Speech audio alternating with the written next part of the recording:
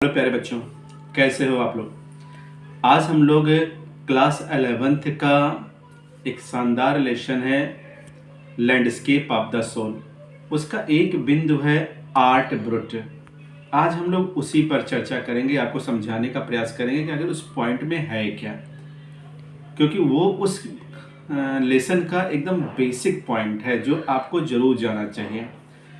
Art brute, जिसे हम रा आर्ट भी कहते हैं, रफ आर्ट भी कहते हैं, आउटसाइडर आर्ट भी कहते हैं, कच्ची कला या क्रूर कला, ऐसे कई नामों से जाना जाता है आर्ट ब्रुट को। प्यारे बच्चों, आर्ट ब्रुट का विचार फ्रांसीसी कलाकार जीन डफ बेट ने 1940 में दिया था। कब दिया था? 1940 में। वास्तव में यह आधिकारिक सीमाओं के बाहर बनाई गई कला का वर्णन करने के लिए बनाया गया था। एक लेबल है जिसका मुख्य थीम है कल्चर या संस्कृति। आउटसाइडर आर्ट जो है या आउटसाइडर जो कलाकार हैं, ये मुख्य धारा की कला जगत या जगत संस्थानों से बहुत कम या इनका कोई संपर्क ही नहीं रहता। आउटसाइडर जो पेंटर होते हैं प्यारे बच्चों, कई मामलों में तो इनकी मौत के बाद ही उनके काम का पता चलता है। वास्तव में आउटसाइडर आर्ट यानी बाहरी कला चरम मानसिक स्थिति, अपरंपरागत विचारों या विस्तृत काल्पनिक दुनिया को दर्शाते हैं। आउटसाइडर आर्ट शब्द का सर्वप्रथम प्रयोग रोजर कॉर्डनल ने 1972 में किया था। बाहरी कला एक सफल कला विपणन श्रेणी के रूप में उभरी थी। 1993 में अमेरिका के न्यूयॉर्क में एक एनुअल आउटसाइडर कला मेला भी आयोजित किया गया और नियमित रूप से पत्र पत्रिकाओं का संचालन भी किया गया, जिसमें आउटसाइडर आर्ट को बहुत अच्छी तरीके से प्रस्तुत करने का प्रयास किया जाता है।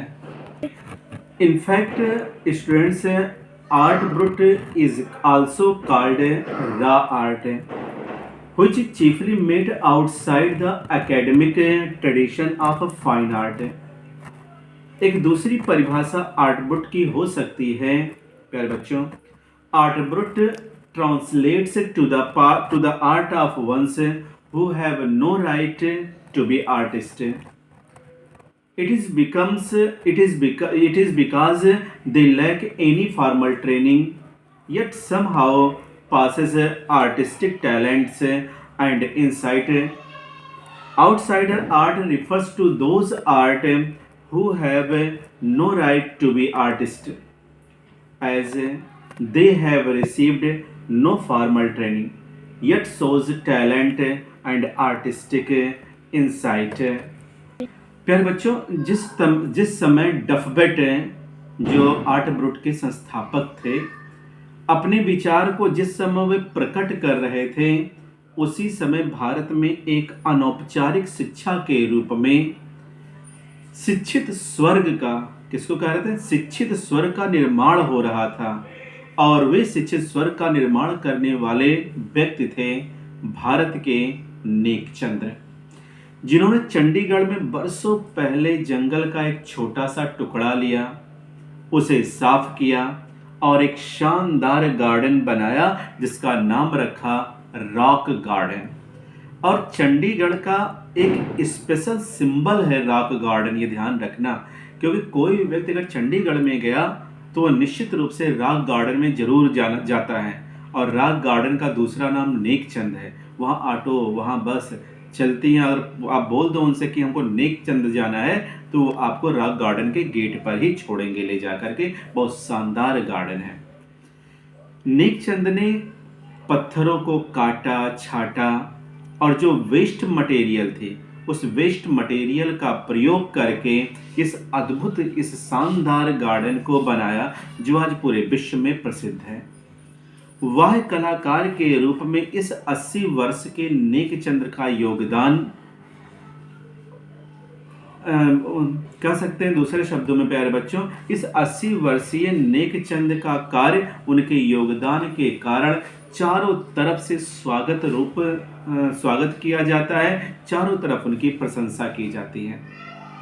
इंग्लैंड में एक पत्रिका है जिसका नाम है रॉ विजन, जो आउटसाइडर आर्ट के अपने प्रकाशन में अत्यधिक अग्रणी भूमिका निभाती है।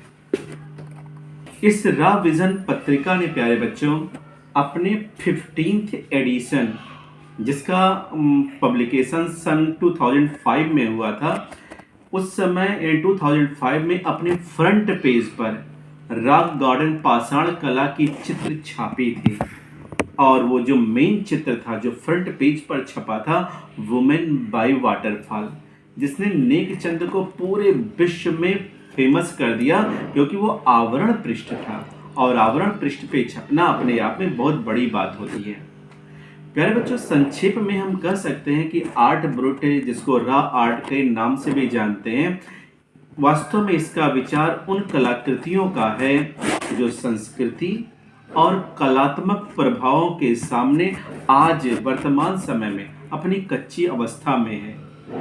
कोई भी चीज, चाहे वो टिन की हो या छोटी सी सूक्ष्म चीज, सुई से लेकर टूटी हुई बस ले लो, टूटी हुई कार ले लो, ये सारी चीजें, जितने भी रॉ मटेरियल हैं, ये सभी एक कलाकार के लिए एक सामग्री के समान प्रतीत होते हैं। ऐसी ही चीज को नेकचंद ने अपने रॉक गार्डन में काट छांट करके बहुत ही ज़्यादा इम्पोर्टेंस दे करके बनाया है और शानदार गार्डन का तैयार किया है।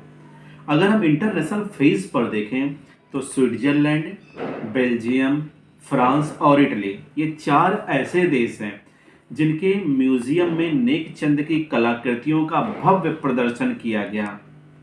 चारों तरफ खूब प्रशंसा हुई, बहुत सारे पुरस्कार, बहुत सारे सर्टिफिकेट, बहुत सारी मानद उपाधियां हमारे देश के नेकचंद को प्रदान किए गए। पर नेकचंद लास्ट में कंक्लूड करके उन समस्त सर्टिफिकेट, प्रमाण पत्र, जितने भी पुरस्कार मिले, उनको लेकर के कहते हैं कि मेरा सबसे बड़ा पुरस्कार, मेरा जो सबसे ग्रेटेस्ट अचीवमेंट है, वो मेरे गार्डन में घूम रहा है और मेरी जो कृतियां हैं और मेरी कृतियों के द्वारा आज लोगों को आनंद मिल रहा है, यही मेरा सबसे बड़ा अचीवमेंट है। तो प्यारे बच्चों, ये था आपका आर्ट ब्रूट या outsider art. Bye, good night बेटा।